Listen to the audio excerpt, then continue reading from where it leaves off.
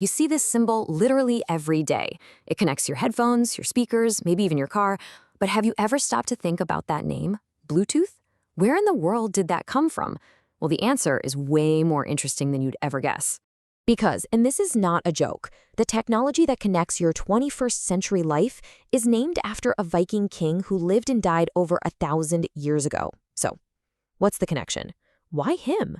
It all comes down to these two parallel stories. So, way back in 958, there was this king, Harald Bluetooth, who was famous for one big thing, uniting all the warring tribes of Denmark and Norway. Now, fast forward 1,000 years to 1994. A team at Ericsson, also in Scandinavia, is working on a new technology. They need a temporary code name, and the rest is history. The code name was just too perfect to Right. So this wasn't just some random name they pulled out of a history book. It was an idea. From day one, the name Bluetooth was really a mission statement. The parallel here is just fantastic. King Harold brought people together, and the whole point of this new tech was to do the exact same thing, but for devices. The goal was to unite these totally separate worlds, cell phones, computers, cars, with one single wireless language. The name fit their ambition like a glove. So, okay, unification sounds great, but what was the actual real-world problem they were trying to fix? Why did all these different gadgets need to be united in the first place? Well, this was the official goal. They wanted to create a universal radio interface, which is a fancy way of saying a single, simple way for all of our electronics to talk to each other wirelessly over short distances, creating their own little temporary networks whenever they needed to. And you can see exactly what problems were on their mind. I mean, at its most basic level, Bluetooth was just supposed to replace cables, get rid of the mess. But the vision was so much bigger than that. They were thinking about hands-free calling, easy home networking, having your phone and computer sync up automatically. The dream was to create a world where all our devices were smart and just connected. So, how does this actually happen? How do your headphones and your phone connect so perfectly every single time? To get that, we need to talk about these tiny invisible networks that you're creating all around you all day long. Just think about it. Every time you connect your wireless headphones to your phone or your mouse to your laptop, you're actually creating this little personal bubble of communication. It's your own private, tiny network. And that little network, it has an official name. It's called a piconet.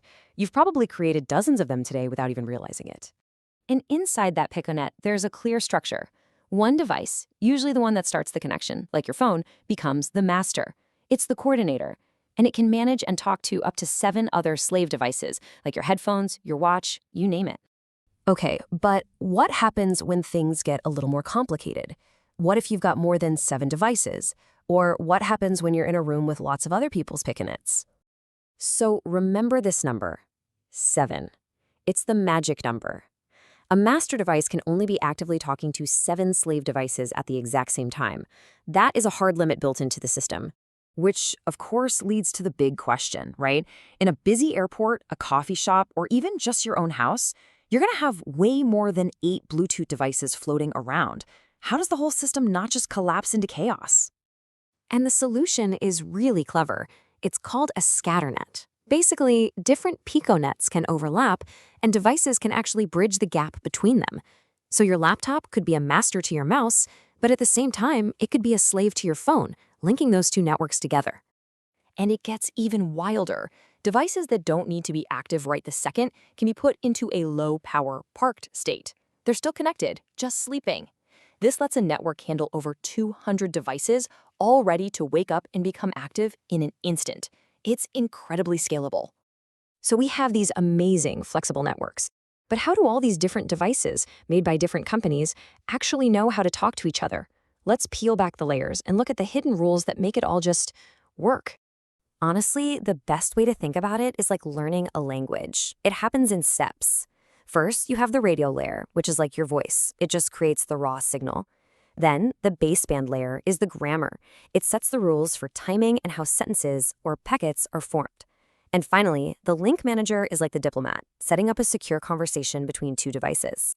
So that's the basic grammar that every single Bluetooth device understands. But that still doesn't explain how your car's audio system knows it's supposed to handle phone calls and not act like a wireless mouse. How do they know what their specific job is? And the answer to that is something called profiles. A Bluetooth profile is basically a job description. It's a specific set of rules that tells a device how to act for a certain task. The headset profile has all the rules for being a headset. The file transfer profile tells the device how to send a photo. It's that simple. And these profiles are all neatly sorted. You have your basic, conforming profiles. These are the fundamental building blocks that devices have by default.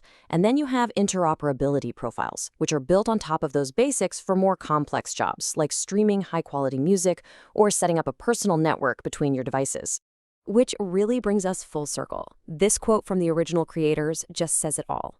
After all that incredible engineering, the technology did exactly what they hoped it would. It didn't just connect a phone to a headset, it united completely different industries. And so, mission accomplished. What started as this clever nod to a Viking king who united people became the invisible technology that actually united our digital lives. It created this seamless, connected world that we now just take for granted. It's a pretty amazing story, right? From uniting ancient kingdoms to uniting modern technology. The entire history of Bluetooth is about bringing things together, which leaves you with one final thought. What's the next great divide that needs a unifier?